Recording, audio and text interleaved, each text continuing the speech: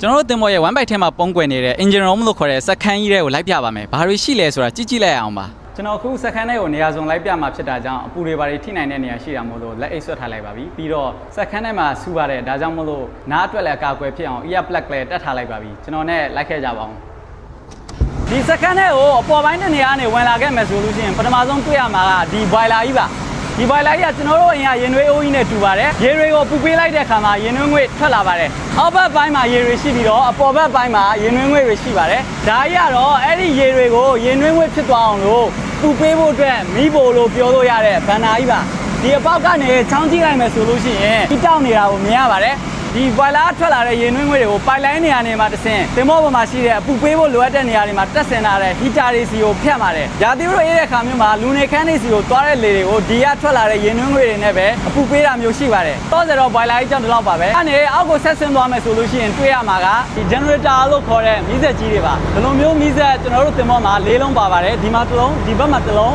းဖိုဘက်အခန်းမှာနှလုံးပါဒီမီးစက်တစ်လုံးကစုစုပေါင်း1900ကီလိုဝက်လောက်ထိအေးစစ်စစ်နိုင်ပါတယ်1900ကီလိုဝက်ဆိုတာကကျွန်တော်တို့အိမ်ထဲမှာတကောင်လုံးခေါ်နေကြတဲ့အဲကွန်အလုံးရေပေါင်း1900လောက်ကိုတပြိုင်တည်းမောင်းထားလို့ရတဲ့ပမာဏပါတကယ်လို့ဒီမှာရှိတဲ့မီးစက်ကြီး၄လုံးကတပြိုင်တည်းမောင်းနိုင်မယ်ဆိုလို့ရှိရင်ဒီ2000လောက်ရှိတဲ့ရက်ွက်တစ်ခုကိုတပြိုင်တည်းအေးစစ်စစ်မီးပေးထားလို့ရပါတယ်ဒီကနေဟိုးပေါ်နာလေးကိုပြန်တက်မယ်ဆိုလို့ရှိရင် workshop လို့ခေါ်တဲ့နေရာကိုရောက်ပါတယ်ဒီ workshop ထဲမှာစက်ပစ္စည်းတွေကိုဖြုတ်ဖို့တက်ဖို့လိုအပ်တဲ့ခွင်းတွေကွာတွေပြင်တခြားပစ္စည်းကိရိယာတွေအစုံရှိပါတယ်။ဒါကြီးကတော့တွင်ကုန်လို့ခေါ်ကြတဲ့ late machine ပါ။တင်မောပေါ်မှာ spare parts အပိုပစ္စည်းတွေမရှိနိုင်တဲ့အခါမျိုးမှာဒီစက်ကြီးကိုသုံးပြီးတော့ကိုနီကိုဟန်နဲ့ထွင်ပြီးတော့သုံးကြတာမျိုးတွေရှိပါတယ်။ဒါကြီးကတော့ပင်လယ်ဓမြတွေတက်လာခဲ့လို့ရှိရင် light ထုလို့ရအောင်အတွက်ထားထားတဲ့တူကြီးပါ။မဟုတ်ပါဘူး။တချို့လိုအပ်တဲ့နေရာတွေမှာထုလို့ထောင်းလို့ရအောင်အတွက်ထားထားတာပါ။ဒီ workshop တွေကနေအပြင်ကိုထွက်ပြီးအောက်ကိုထက်ဆင်းမယ်ဆိုလို့ရှိရင်တော့မင်းညင်ကြီးစီကိုရောက်ပါတယ်ဒီမင်းညင်ကသင်္ဘောကိုရှေ့ကိုသွားစေတဲ့ propeller လို့ခေါ်တဲ့ပန်ကာကြီးကိုလှည့်ပေးတာပါဒီမင်းညင်ကြီးကဘလောက်တောင်ကြီးလဲဆိုလုံးရတာစင်ပြောင်လို့သူ့ရဲ့ပတ်လည်မှာဒီအောက်ထက်ရဲ့အလယ်ထက်ရဲ့ပေါ်ဆုံးထက်ရဲ့ဆိုပြီးတော့3ထက်တောင်ရှိပါတယ်ဒီ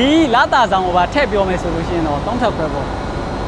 ဟာဘာလာမှလည်းမရှိပါလားမင်းညင်ရဲ့အပေါ်ဆုံးထက်နဲ့တပြေးထဲမှာရှိတဲ့ဒီ sewage treatment plant လို့ခေါ်တဲ့မိန်လာတန့်ဆက်ကတော့မော်လောကနဲ့မနီးစက်တဲ့သူတွေကရှိမယ်လို့တော့ထင်ကြမှာမဟုတ်တဲ့စမျိုးပါဒီဆက်ကဘာလုပ်ပေးရလဲဆိုတော့တင်မော်ဘာလူရဲ့အငြိကြီးတွေဖြစ်တဲ့ဤတွေသေးတွေကိုတန့်စင်ပေးတာပါအဲ့ဒီတန့်စင်ပြီးသားဤတွေသေးတွေကိုငါပင်လယ်ထဲကိုစွန့်ထုတ်တာပါဒီကောင်ကမာပိုးလို့ခေါ်တဲ့နိုင်ငံတကာရေချောင်းမြင့်ညံမှုကာကွယ်ရေးဥပဒေအရတက်ဆင်ထားရတာပါဒီဆက်နဲ့ဒီဘက်ဘေးချင်းကပ်ရမှာရှိနေတာကတော့ fresh water generator လို့ခေါ်တဲ့ပင်လယ်ရေကိုရေချိုချက်ပေးတဲ့စက်ပါဒီဆက်ကြောင့်တော့ကျွန်တော်ဗီဒီယိုတစ်ခုတက်လုပ်ထားပါတယ်ဒီစိတ်ဝင်စားရင်ကျွန်တော်ရဲ့ page ထဲမှာဝင်ကြည့်လို့ရပါတယ်ခုနကရေချက်ဆက်ရဲ့ဆန်းကျင်ဘက်ချမ်းမှာရှိနေတဲ့ဒီဆက်သုံးလုံးကတော့မင်း compressor လို့ခေါ်တဲ့ဆက်တွေပါမင်းညင်ရဲ့ piston ကြီးကိုလေအားနဲ့ဖိချပြီးတော့နှိုးဖို့အတွက်လိုအပ်တဲ့လေတွေကိုဒီဆက်တွေနဲ့မောင်းထည့်ပြီးတော့လေအိုးကြီးကြီးတွေထဲမှာတင်ထားပါတယ်အဲ့ဒီလေအိုးကြီးတွေကလေတွေကိုတခြားလိုအပ်တဲ့နေရာတွေအတွက်လည်းသုံးပါတယ်ခုကတော့ကျွန်တော် purifier room လို့ခေါ်တဲ့စီတွေကိုတန့်စင်ပေးတဲ့ဒီဆက်တွေရှိတဲ့အခန်းထဲကိုရောက်နေတာပါဒီခန်းထဲမှာစုစုပေါင်း purifier 1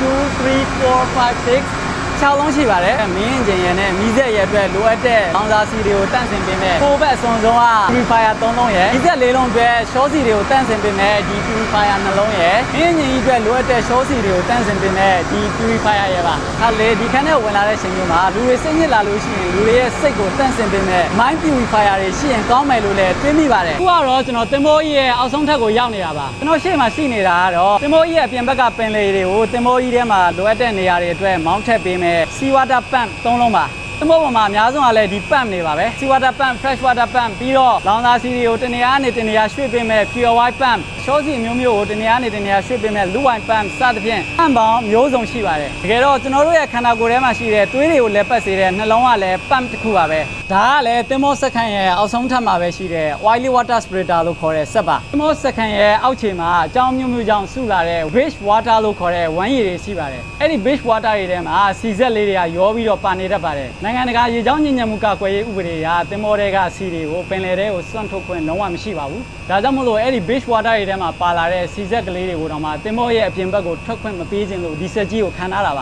ါဒီစက်ကြီးကအဲ့ဒီရေတွေထဲမှာပါလာတဲ့စီတွေကိုဖယ်ထုတ်ပေးပါတယ်တကယ်လို့အဲ့လိုမျိုးစွန့်ထုတ်မယ်ဆိုလို့ရှိရင်တော့မှကမ်းခြေတွေနဲ့သတ်မှတ်ထားတဲ့အကွာအဝေးတစ်ခုကိုရောက်မှာပဲစွန့်ထုတ်ခွင့်ရှိတာပါမှတ်သားလောက်ရတာလည်းစီမင်းစည်းကမ်းတွေကတော့နည်းနည်းများပါတယ်ပေါ်ဘက်မှာပြစရာနည်းနည်းကြံသေးလို့အပေါ်ကိုပြန်တက်ပါမယ်ခုကတော့ကျွန်တော် steering gear room ထဲကိုရောက်နေတာပါတင်မောကြီးကိုဘယ်ကွေ့ညာကွေ့စသဖြင့်သူ့ရဲ့ဥတီယာကိုထိန်းပေးတာကဒီ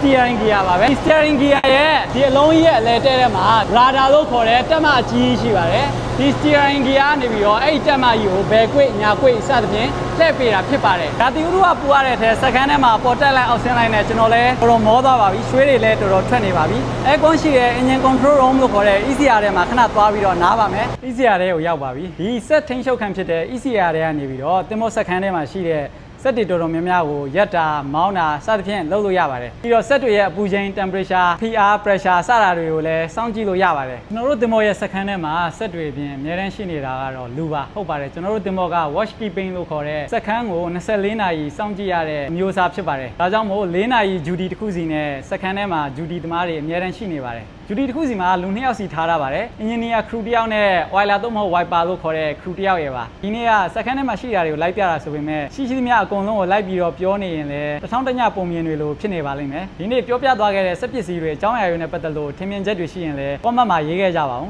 ကျွန်တော်ကတင်မောဘော်က junior level engineer ဖြစ်တဲ့ fourth engineer တစ်ယောက်ပါဒါကြောင့်မို့အခုပြောပြသွားတာတွေထဲမှာလိုအပ်ချက်တွေရှိခဲ့ရင်လည်းဒါကြောင့်မို့အခုပြောပြသွားခဲ့တာတွေထဲမှာလိုအပ်ချက်တွေရှိခဲ့ရင်လည်းမေတ္တာရှေ့ထားပြီးတော့ဝေဖန်ထောက်ပြပေးကြပါလို့ပြောရင်းနဲ့ပဲနောက်ထပ်ဗီဒီယိုတွေမှာပြန်တွေ့ကြပါမယ်